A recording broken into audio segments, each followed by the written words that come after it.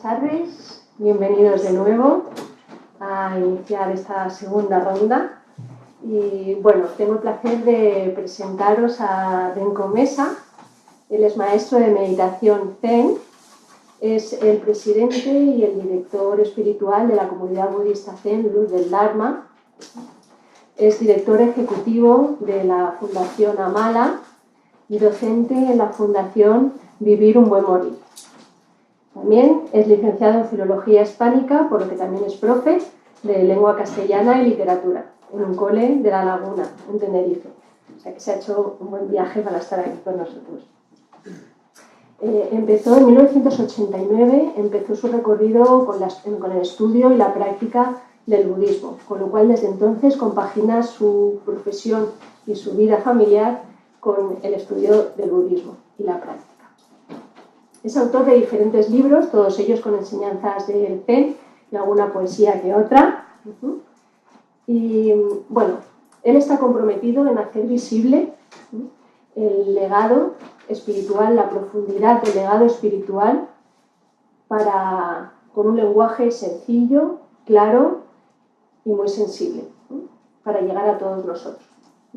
Desde ahí es un hombre comprometido y podríamos presentarle desde aquí como un maestro Zen, como un escritor, un conferenciante y un educador que lleva un tiempo dedicado al compromiso del conocimiento del desarrollo integral del ser humano a través de la práctica meditativa. Así que bueno, bienvenido Denko, espero que le disfrutéis.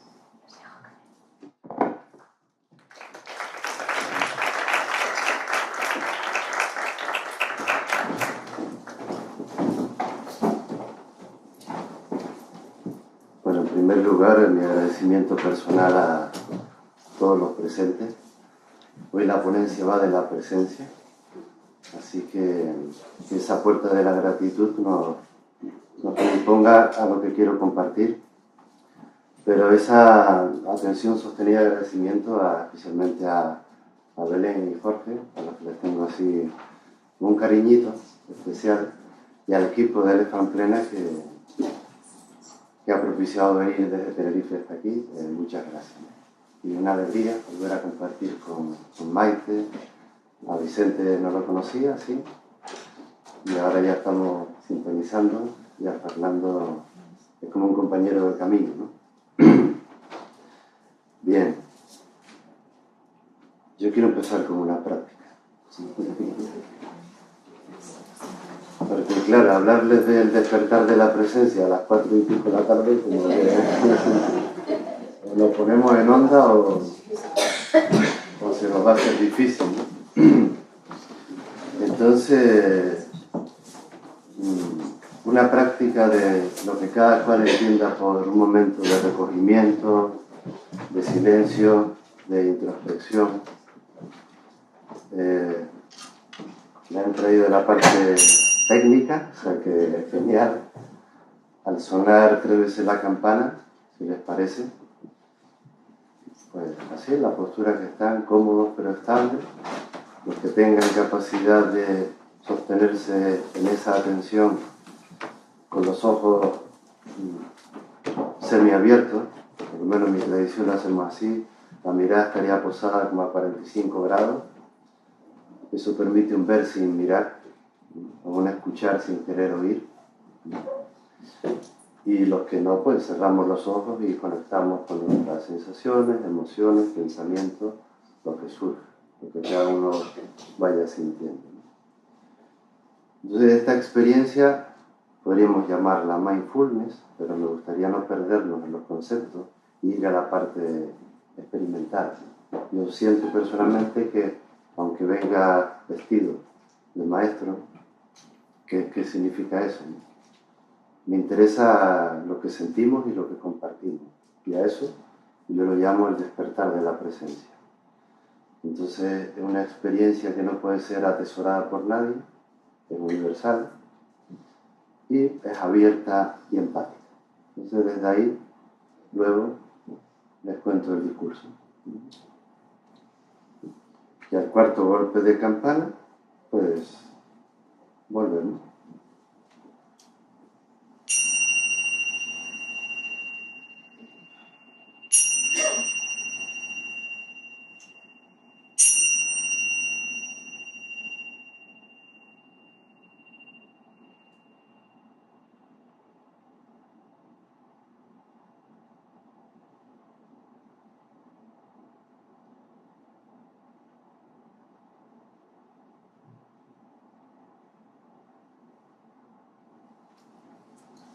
Es importante generar condiciones internas y externas para tocar lo esencial.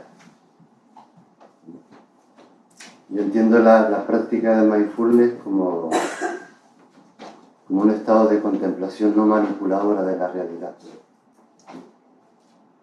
Y de ahí surge la sabiduría, que tan necesitados estamos todos, ¿no? Y con ese conocimiento vivencial, pues lo dirigimos con el poder de la atención allá donde necesitemos. Por ejemplo, en el ámbito educativo estoy empezando a hacer lo mismo con mis chicos en este curso escolar. Y evidentemente esto está sacado, digamos, de la tradición meditativa cualquiera, ¿no? Esos minutos de introspección, de serenidad y silencio son fundamentales. Entonces, yo creo que voy a hablar de poesía, como decía Maestro. He preparado algunas diapositivas para apoyar la exposición. Y esa es la primera pregunta. No le voy a preguntar qué hacen aquí, pero sí. Y es muy importante. ¿Cuál es tu verdadera motivación a la hora de practicar? Maite empezó muy bien, tirando a la diana, ¿no? A no despistarlo, ¿no? Porque somos especialistas en despistarlo. Es decir, ¿qué dice nuestro verdadero corazón, ¿no? ¿Cuál es el anhelo que a todos nos reúne, digamos, en este segundo foro de Elefant Plena en Valencia? ¿Qué anhelamos? ¿Qué necesitamos realmente? ¿Y dónde perdemos la atención con alimentos innecesarios? Eso nos debe responder cada uno. Pero la respuesta verdadera vendrá a través de la propia práctica contemplativa, no lo que tu cabeza te cuenta de lo que es la práctica contemplativa. Entonces, me parecía interesante enfocar por aquí desde el principio, para no llevarnos a engaño.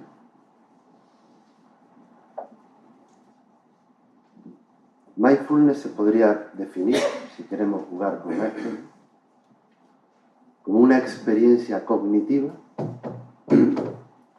que produce de forma natural y no forzada un equilibrio integral en la persona.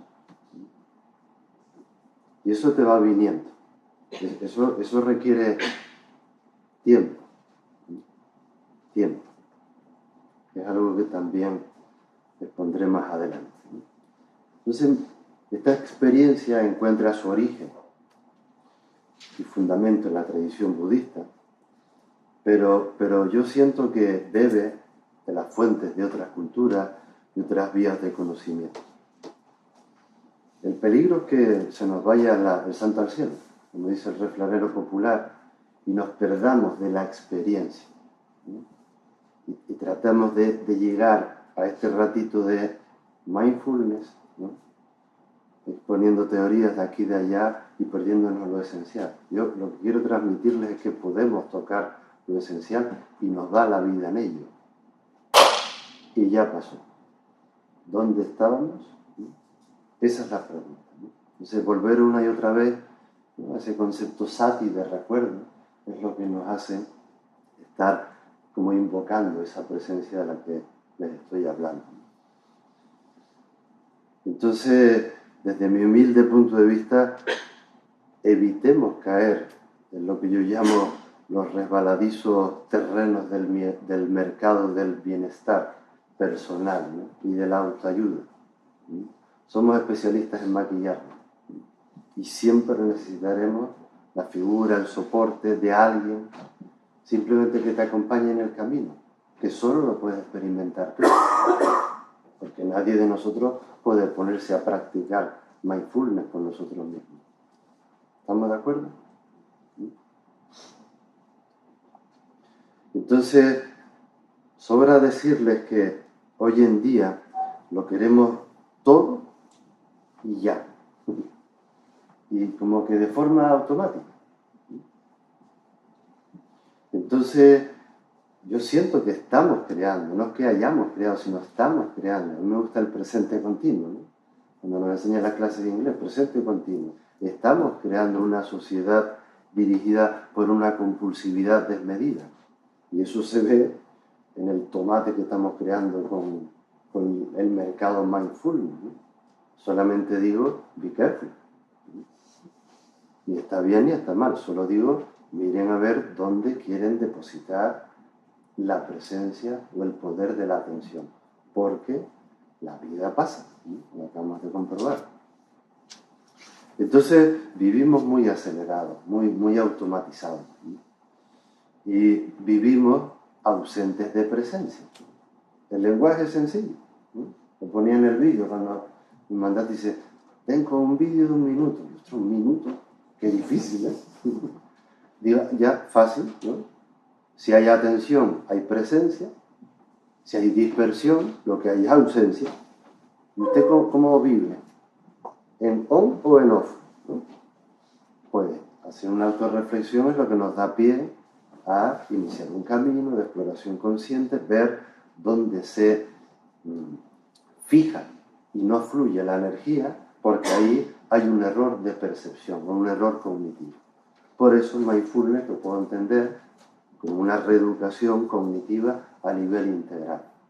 Por supuesto que puedes prestar la atención al mundo sensorial, al mundo emocional, al mundo mental e incluso al mundo espiritual, ¿sí? Todo eso es lo que soy, ¿sí? Todo eso es lo que soy. ¿Qué pasa? Que vamos a ponerlo en mayúsculas, ¿no? Santo trabajo, este sacrificio, este sagrado oficio, creo que algo comentó Fernando en su intervención, requiere sentarse, requiere reconocerse, requiere aceptarse en la integridad de lo que somos, luces y sombras. Porque que yo sepa, no hay como rosas sin espinas. Y como que más transgénico de la experiencia no merece la pena. No merece la pena. Yo este verano cumplí los 50 años. No estoy todavía en los venerables, pero ya son años que te dan un par de visiones, ¿no? Y la mitad de mi vida la he pasado practicando. Yo llevo 26 años practicando, ¿no? Ya lo dijo Belén, que yo recuerdo desde el 89. En el 89 cayó un libro en mis manos de meditación zen, ¿no? Y no sé, me llevó al alma y es lo que he practicado, lo cual no significa que no me abra a otras experiencias como esta, porque yo siento que eso es lo que somos, ¿no? Pero el Zen concretamente a mí me ha dado el soporte meditativo para poder entenderme en mis crisis, salir de ellas, comprender el proceso del otro y con mucha humildad acompañar en tu propio proceso. Y esa es la orientación de un pedagogo, de un maestro, eso es lo que hacemos los maestros, ¿no? ¿Qué les puedo decir? Que algunas se acercan al Dharma, a la meditación, ¿no? Pues pretendiendo que la liberación del sufrimiento se produzca eso ya. Maestro, yo quiero ya liberarme. ¿Cómo me ilumino? ¿No? Como si eso fuera una meta tope, ¿no? Que uno alcanza y dice, oh, genial, ya estoy iluminado, ya dejo de practicar mindfulness, ¿no? Y yo le digo, sí, estate quieto. Deja que salgas a la primera curva de la vida para que veas cómo te da, ¿no? Entonces, ese es un peligro. La velocidad con la que queremos practicar el estado de presencia. Es un poder que todos tenemos, pero cuidadito con el rayo divino, ¿no? Que con una especie de acto de psicomagia todo se transforma. No sé si me están entendiendo. Esto requiere un esfuerzo voluntario. Un esfuerzo voluntario. Para dejar de ser lo que tú te crees ser, que es muy divertido. Entonces esto implica muchas crisis de identidad, pero una emergencia del verdadero ser, con mayúsculas, que nos sustenta. Eso es lo que merece la pena sostener. Entonces, en este sentido, ahí tienes la diapositiva, Mindfulness no funciona como una máquina de iluminación express. ¿No? Yo es que me cabreo mucho, ¿no? Haga usted un curso en Elefant Plena de 6 horas y le ponen una etiqueta de mindfulnero y ya está usted liberado del sufrimiento. En serio, yo me apunto, ¿no? El crecimiento integral requiere honestidad, requiere de un trabajo serio con uno mismo, un respeto por lo que somos, de verdad, lo digo del corazón. Y eso implica perseverancia. Si entienden la continuidad de la práctica a lo largo de un tiempo, eso se llama diligencia y es fundamental en el arte del autoconocimiento. Las velocidades no funcionan. Claro, yo les hablo por la experiencia de muchos años meditando. Entonces, hay que además asumir la responsabilidad interior de que nosotros somos los creadores de lo que acontece. No son los demás los que están proyectando la película que tú estás viendo. Esto es muy interesante. Por eso decía al principio, qué bien, que podemos reeducar cognitivamente la realidad que se presenta ante mí a cada instante.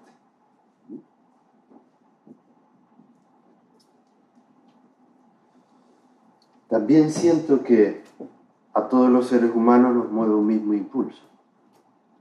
Y que yo siento que por eso estamos todos aquí. Es como un axioma universal. Y es el impulso de que yo me quiero sentir bien. O no se quieren sentir felices. ¿Mentiroso? ¿Mentirosa? ¿Cuántas mentiras nos decimos, no? Esa es la verdad. Vamos a reconocer que la vida aprieta. ¿Estamos de acuerdo? Que la única ley que no se puede cambiar en este universo es precisamente la ley del cambio. ¿Están de acuerdo? ¿Y cómo van? ¿Cómo llevan la impermanencia? ¿Han conseguido estabilizarse en ella? Ese es el reto, ese es el compromiso. Entonces, ¿qué pasa con no aprender a aceptar? Son los verbos que utilizó en una de las diapositivas Fernando, ¿no? Maite también fue una intervención que me gustó, ¿no? Hablaba de adaptarse, no sé qué verbo utilizaste, Maite, pero con respecto al cambio, ¿no? Que es lo que aporta mindfulness como acervo cultural actualizado, ¿no? Joder, poder adaptarte a la realidad de la impermanencia y fluir en ella, que es rico, ¿no? Sin apego ni rechazo. Yo le discutiría a los del mindfulness lo del sin juicio. Me gustaba más bien hablar del discernimiento. Y claro, ¿de dónde surge esa sabiduría interna? Desde la presencia, ¿no? Desde un cultivo de atención sostenido.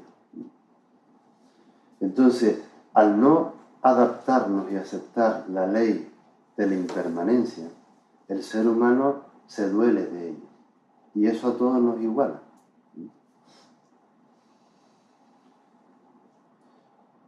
Entonces, también siento que en lo más profundo de nuestro ser hay una llamada, de ahí la palabra vocare, ¿no? Del latín, hay una vocación, hay un impulso tierno por ese anhelo de la felicidad. Y en el budismo decimos que son las nubes de la ignorancia. La ignorancia es una falta de presencia, una ausencia de cognición, de sabiduría. Y la ignorancia es el desequilibrio entre el mundo del apego y el rechazo. Esos son los dos grandes elementos perturbadores que tratan de impedir que nos reconozcamos en todo lo que somos. Esa es la tarea que tenemos por delante. Poder encontrar esa luz estable de la atención plena, ¿no? Que nos permita equilibrarnos, porque forma parte de la vida. Detrás de una sensación agradable, inmediatamente surge el correlato emocional y el mental del yo quiero porque me gusta, y ojito con que a alguien se le ocurra tocar eso que es mío, ¿no? Entonces nos vamos al mundo del rechazo. Y hay muchos tipos de movimientos mentales, emocionales, que se somatizan. Ese es todo el trabajo que tenemos por delante. Porque no es lo mismo la ira, que la cólera, que el enfado, que la palabrota o que el odio, que ya es un sentimiento hostil de larga duración, en la que evidentemente el estado de presencia del personaje no está. Se ha quedado fijada su atención. Por tanto, podemos regular ese cultivo de la atención. Entonces, ¿quiénes somos realmente? Esa es una de las grandes preguntas de la humanidad, presente en todas las culturas y vías de conocimiento.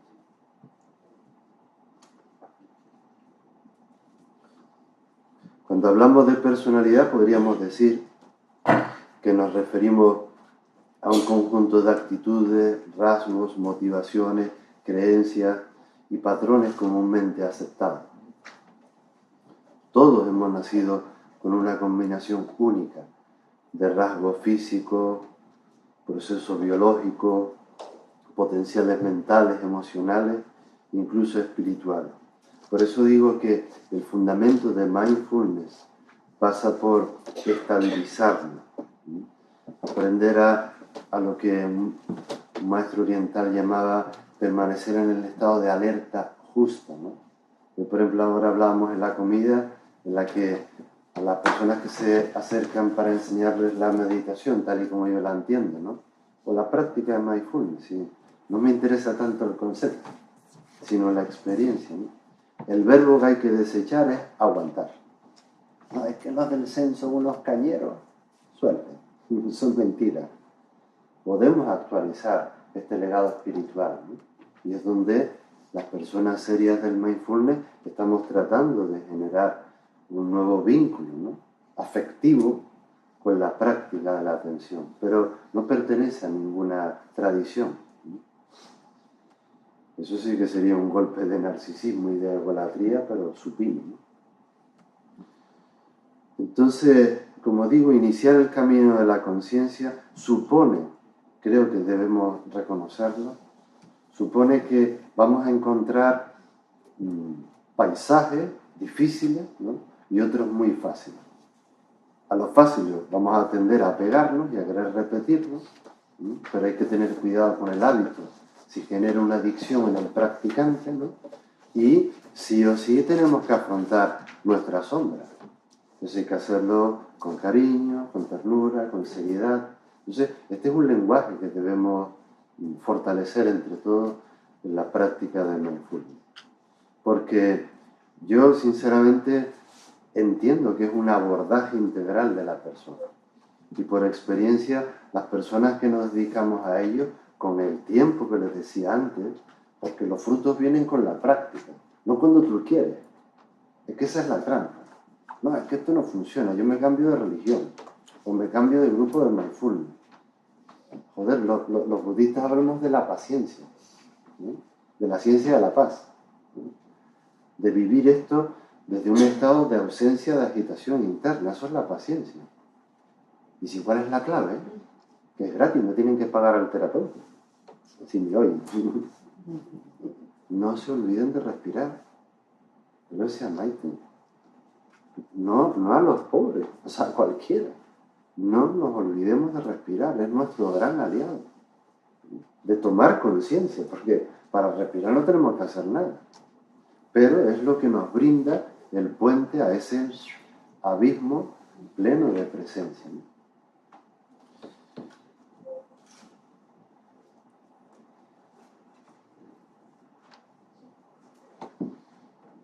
No sé, así llegado así a este momentito de la ponencia, ¿ustedes creen que existe la posibilidad, como pone ahí, de retomar, ¿no? Y no perder el contacto, ¿no?, con la verdadera naturaleza?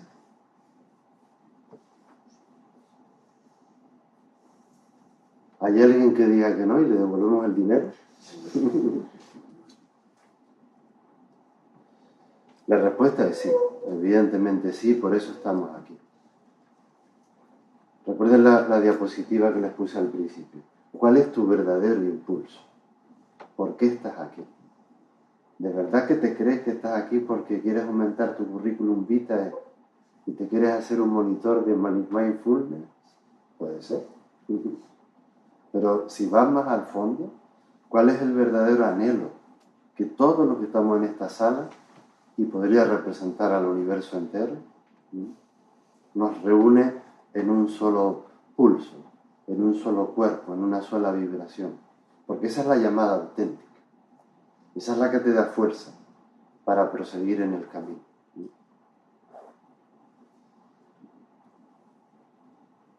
Entonces, todo depende de dónde se sitúe cada cual. Pero yo siento que somos herederos de la luz, del conocimiento despierto, por eso es el título poético de El despertar de la presencia, ¿no? Y mindfulness responde afirmativamente a este potencial que habita en lo más tierno de cada uno de nosotros. Podemos hacerlo. Y es junto. Solo nos hacemos muchas trampas. Entonces hacerlo en un grupo estable es importante, que alguien te pueda chequear es importante, porque por ejemplo a nivel de la postura, tú te crees que estás bien, ¿no? No es lo mismo estar con la espalda recta y con los riñones ligeramente basculados, aunque necesites apoyarte detrás. No es lo mismo estar con los dos pies en el suelo, tocando tierra, y esto en el cielo, y dejarte respirar por el universo, abrirte, ¿no? Hacerte vulnerable, que hacer como que medito. Porque la postura, que compartí ahora en el café, por mi experiencia, refleja la postura existencial ante la vida de la persona. Y el que practica mindfulness o atención plena va cambiando esa mirada cognitiva que evidentemente repercute en una mejora corporal de la cual Vicente habló muy clarito. El cuerpo como templo, como vehículo y como protector de la presencia. Entonces, desde mi humilde punto de vista, se trata de alcanzar un estado de paz mental, emocional y corporal carente de cualquier tipo de conflictividad y realizar plenamente nuestro potencial existencial. ¿Cómo se hace esto? Y permítanme que insista. Practicando. Mensaje de fuerza. La práctica lo único que requiere es práctica. Es fácil. De aquí. Pero hay que ponerse. Sí o sí.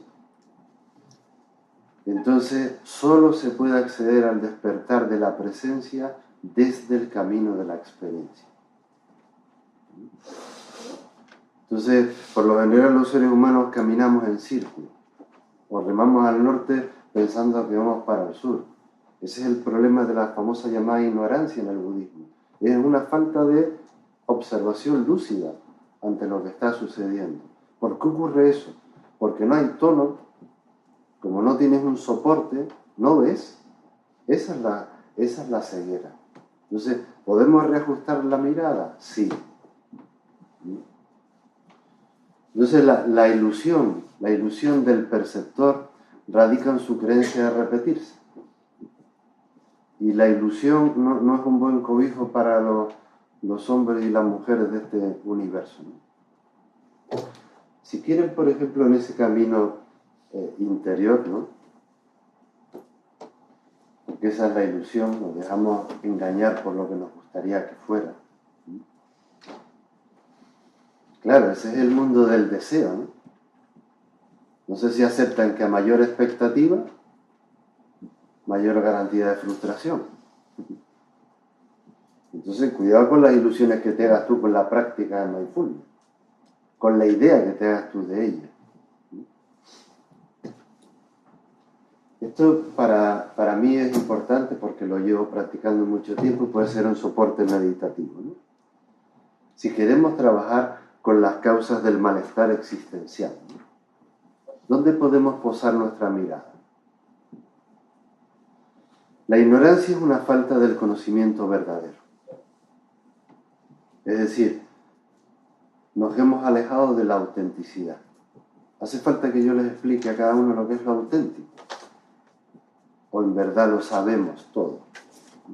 Tenemos que perdernos en crear una nueva nomenclatura para hablar de lo real con mayúsculas. Espero que no. Yo no quiero hacer el esfuerzo de convertirme en el referente de nada, ¿eh? Te toca mover ficha a ti, pero siento que sentimos de lo que estamos hablando.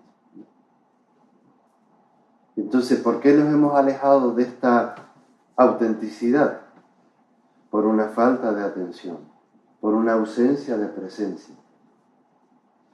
Y esa ausencia de presencia deriva en un error perceptivo o cognitivo. Ese es mi discurso. ¿En qué deriva el discurso? ¿No? Ahí, lo he puesto en mayúscula. Una persona que no está atenta niega que todo cambie. Se opone a ello porque se aferra, ¿no? Y entonces ese aferramiento se convierte en una fijación. Claro, yo cuando era chiquitito, como las películas eran por fotogramas, ¿no? Si el haz de la atención o la conciencia se focaliza en un fotograma y no fluye, se quemaba. Pues nosotros nos quemamos, ¿no? Los síndromes del burnout. Por ejemplo, los profesores estamos todos quemados, estamos todos para terapia, pero todos, estamos fatal. Ya empezó el curso. Y yo digo, joder, ¿cómo estamos? Ya pensando en la Navidad, en las vacaciones. Pues si tenemos un regalazo delante, tenemos un colectivo precioso con el que trabajar. A mí me enamora, ¿no? Los adolescentes. Pues la peña está mal, ¿eh? En serio, yo hablo por conocimiento de causa, ¿no? Y claro, esa fijación mental cognitiva llamada yo, para no perdernos ahí, pues claro, eso genera un desasosiego interno que nos tiene hechos polvo. Eso es la insatisfacción.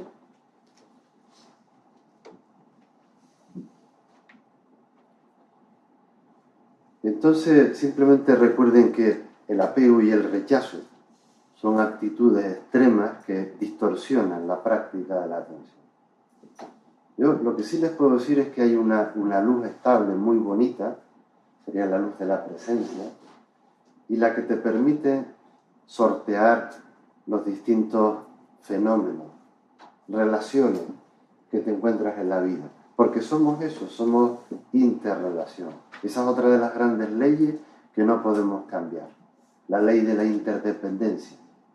La pregunta sería, ¿y cómo lo estoy haciendo?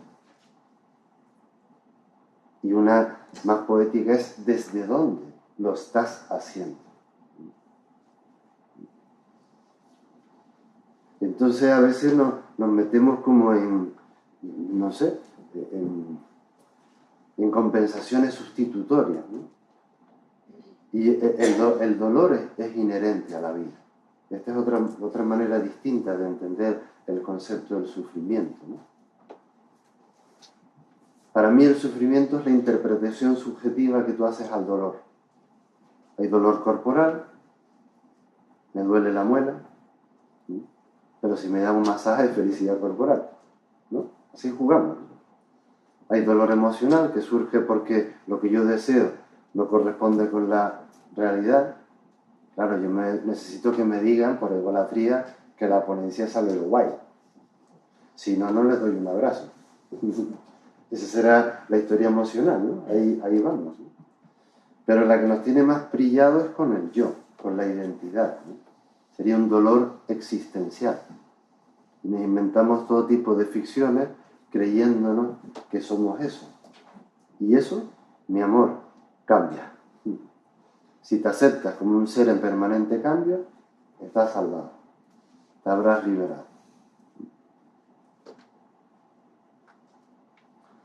Por tanto, la meditación, ¿sí?, Se ha hablado también de como el arte, yo lo llamo el arte del darse cuenta, ¿no? Y como todo arte requiere tiempo, ¿no? Uno no hace Picasso no hizo el Guernica así, al toque, ¿no? Como dicen mis alumnos. Profe, al toque. ¿Cómo que al toque, tío? Eso hay que estudiarlo, hay que vivirlo, o sea, lleva tu tiempo, ¿no? Entonces, la mente no es una entidad, es una función. Si vemos cómo funciona, que es lo interesante del mindfulness, podemos hacer algo al respecto. Interesantísimo. Entonces la meditación proporciona, como pone ahí, una transformación ecuánime. No sé si entiende la palabra ecuanimidad, que es una virtud que surge de la práctica contemplativa. Significa que tú no tomas partido ni por ni contra, pero no eres indiferente. Claro, solo escucha la mente y dice, no lo entiendo. Normal, es que tienes que practicar. Tienes que practicar esa contemplación no manipuladora de la experiencia. Eso es lo que se llama meditación. No sé si están de acuerdo y si no, luego preguntamos sobre eso, ¿no? Entonces, para mí, mindfulness es esto. Es como la experiencia, ¿no?, del poder que tiene la mente o la conciencia, ¿no?, para actualizar lo que verdaderamente somos. Por eso el título de la ponencia, ese es el despertar de la presencia. Claro, te puedes plantear la meditación como aquello que te lleva a esta experiencia, y lo entiendes, porque ese sería un paso previo, y llega un momento en que la meditación se convierte en la expresión de eso que tú querías alcanzar, y ya no haces nada. Es la meditación del sin esfuerzo, lo cual no significa que si te duele la rodilla te tengas que mover, y que hay que prestarle atención a la respiración. Eso es meditar. Es un arte muy sutil, pero tremendamente hermoso, ¿no? Porque metafóricamente hablando, ¿no?, respecto a lo que acabo de decir, hay un tipo de acción, ¿no?, que es impulsada por la voluntad del yo consciente, y la entiendo y la acepto, debe ser así. Si estamos aquí porque algo nos ha motivado, hay un yo consciente que quiere ser feliz, ¿no? Y hay otro tipo de actividad que supera al yo consciente. Entonces, como apoyo para la experiencia, por que hasta que no la tengan, simplemente lo que hago es jugar con las palabras, ¿no?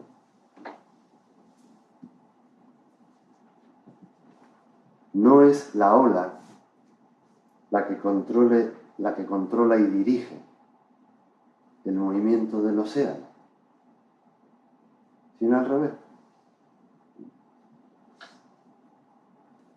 Y por otro lado, la ola es el mar, y el mar es la ola.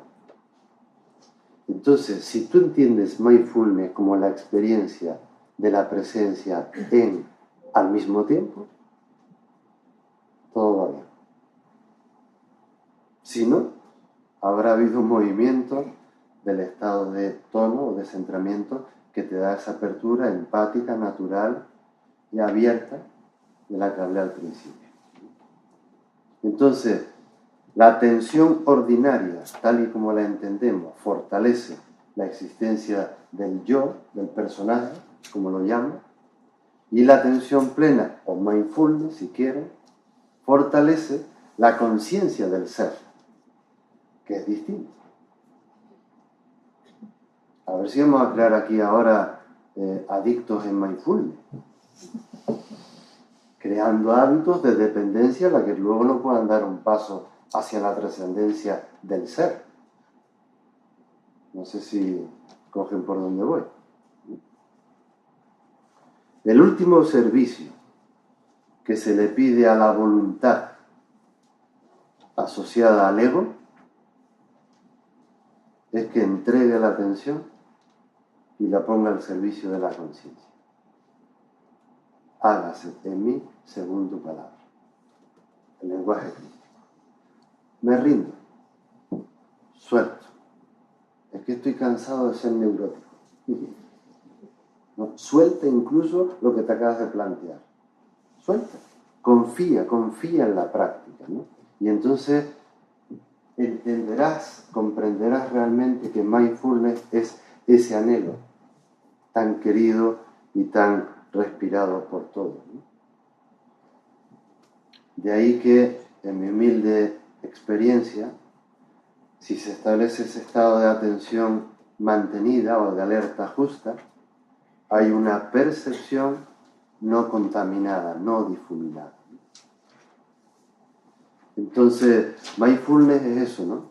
Como recoger, cuidar, velar por esa antorcha llamada conciencia, presencia, como la quieran llamar, pero que no te pertenece. Ese es el cuidado que debemos tener.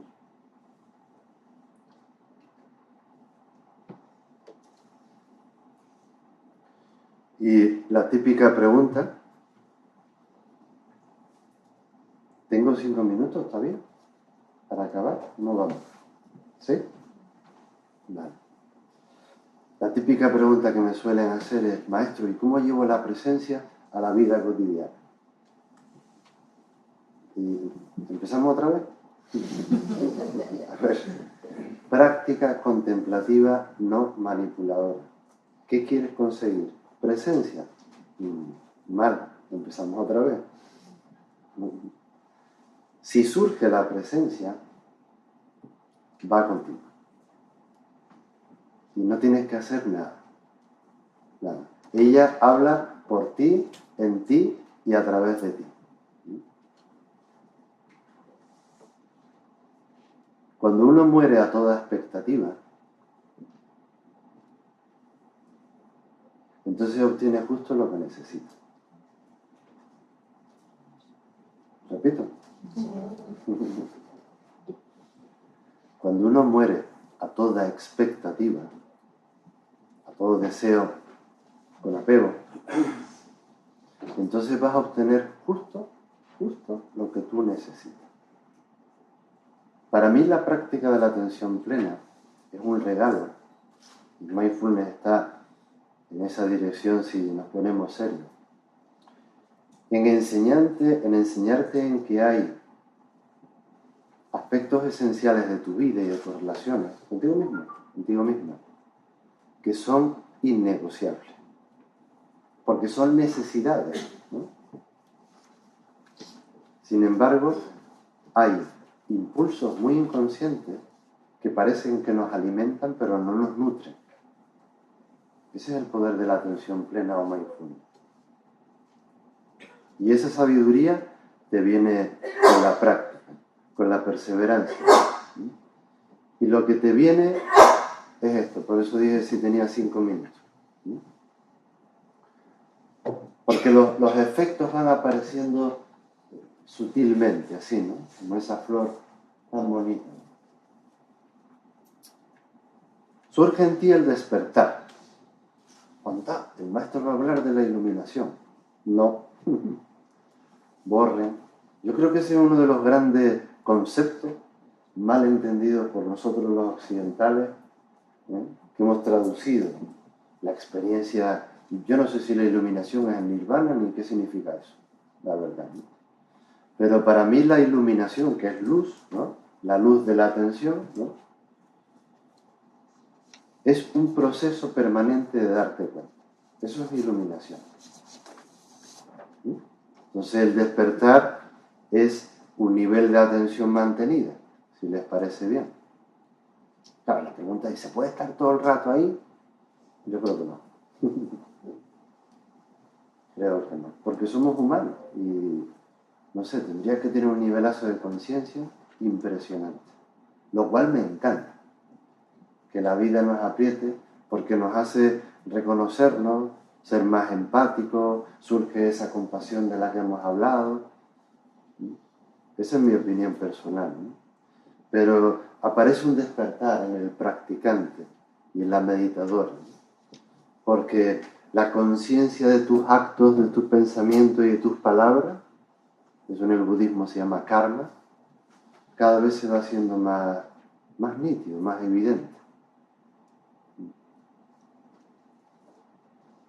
Luego está la palabra integración, y que yo la entiendo como que en ti se va reduciendo la tensión generada por cualquier tipo de contradicciones. Se te van borrando las fronteras, ¿no? Denko frente a ustedes.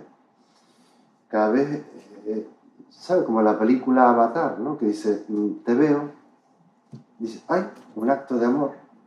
Pero es que el amor no depende de la voluntad del ego. Se da, ¿no?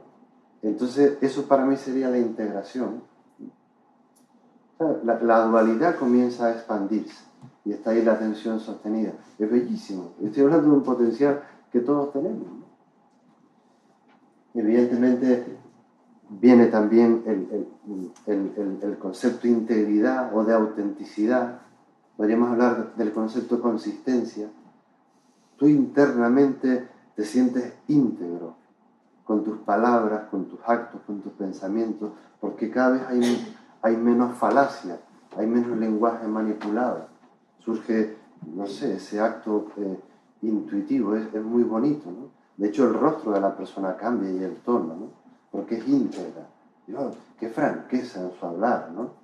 Qué bello, ¿no? Eso, por ejemplo, se nota. Nosotros hacemos una meditación caminando, ¿no?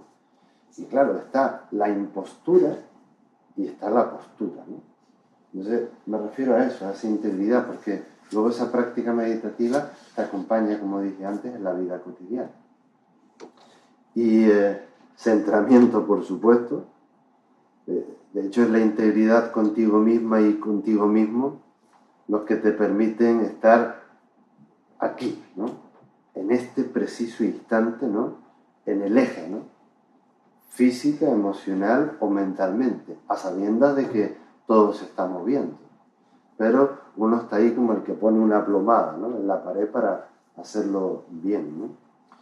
Y acabo, por supuesto, está la apertura. Eso es con natural a la práctica de mindfulness, ¿no? Porque te predispone sin miedo, que es una de las grandes emociones que nos limitan para ser lo que somos, y es muy curioso. La práctica de la meditación te hace completamente vulnerable. Y si estás ahí, nada ni nadie te puede tocar. Porque todo es lo que está sucediendo, ¿no? Entonces, si quieren esa inspiración final de la intervención, puesto que es la mente la que genera la ignorancia, es nuestra propia mente la que tiene, gracias al poder de la atención, la capacidad de transformar. Entonces, mi gente, esta es la tarea que tenemos, ¿no? Adentrarnos en una exploración serena, hermosa, en nuestras propias tendencias, dudas e iluminaciones espontáneas, integrarlas, compartirlas.